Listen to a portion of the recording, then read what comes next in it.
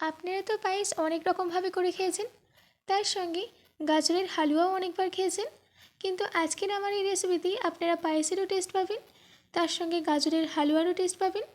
মানে একটা রেসিপিতেই আপনারা দুটো রেসিপির টেস্ট পাবেন।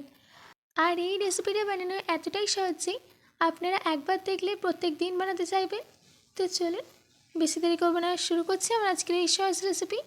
হ্যালো ফ্রেন্ডস, আমি পিনু কুকুর পিনুতে আপনাদের সবাইকে স্বাগত। এই রেসিপিটা বানানোর জন্য সবার প্রথমে আমি এখানে 250 গ্রাম গাজর নিয়েছি। আমি এখানে গাজরের সামনের আর পিছনের অংশটাকে কেটে গাজরের খোসাটাকে ছাড়িয়ে নিয়েছি আর গাজরটাকে ভালো করে ধুয়ে নিয়েছি। এবার আমি গাজরটাকে গ্রেট করে নেব, তার জন্যে আমি গ্রেটারের মিডিয়াম সাইজের হোল দিয়ে গাজরটাকে গ্রেট করে নিচ্ছি।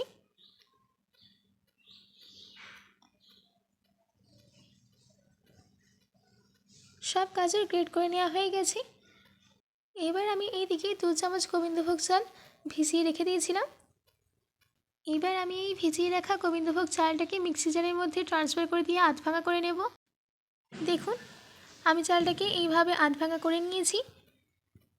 এবার আমি কড়াইয়ের মধ্যেই দিয়ে দিচ্ছি 3 চামচ ঘি। ঘি গরম হয়ে গেলে দিয়ে দিতে হবে কেটে রাখা আমন্ড আর কাজু। এবার আমন্ড আর কাজুটাকে লাইট সতে করে নিতে হবে।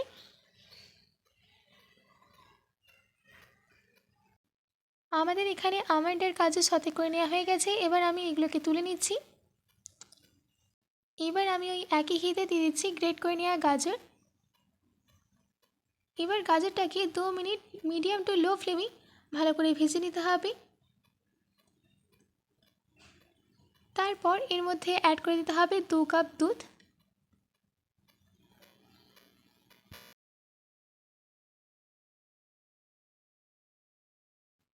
দুধের সঙ্গে গাজরটাকে ভালো করে মিশিয়ে নিতে হবে।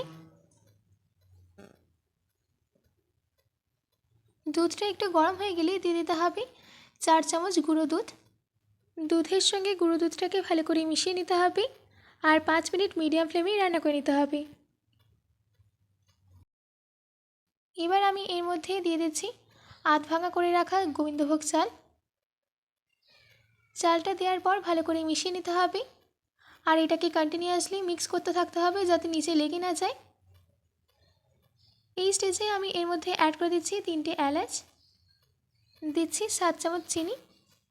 মিষ্টিটা আপনারা আপনাদের ইচ্ছে অনুযায়ী কম বেশিও করে নিতে পারেন। ভালো করে মিশিয়ে নিতে হবে। এবার আমি এটাকে ততক্ষণ রান্না করে নেব যতক্ষণ না এটা থিক আর ক্রিমি হয়ে যায়। আমাদের এখানে এই পায়েসের টেক্সচারটা দেখুন, যখন এরকম হয়ে যাবে তখন দিয়ে দেব ভেজে রাখা আমন্ড আর কাজু। ভালো করে মিশিয়ে নিতে হবে।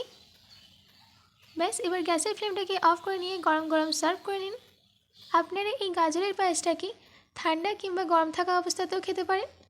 আশা করছি আমার আজকের এই রেসিপিটি আপনাদের ভালো লেগেছে। বাড়িতে এটি অবশ্যই ট্রাই করবেন ও কমেন্ট করে জানাবেন যে কেমন হয়েছে। আজকের মতো এইটুকু, আবার দেখা হচ্ছে অন্য কোনো রেসিপি নিয়ে। ভালো থাকবেন, সুস্থ থাকবেন।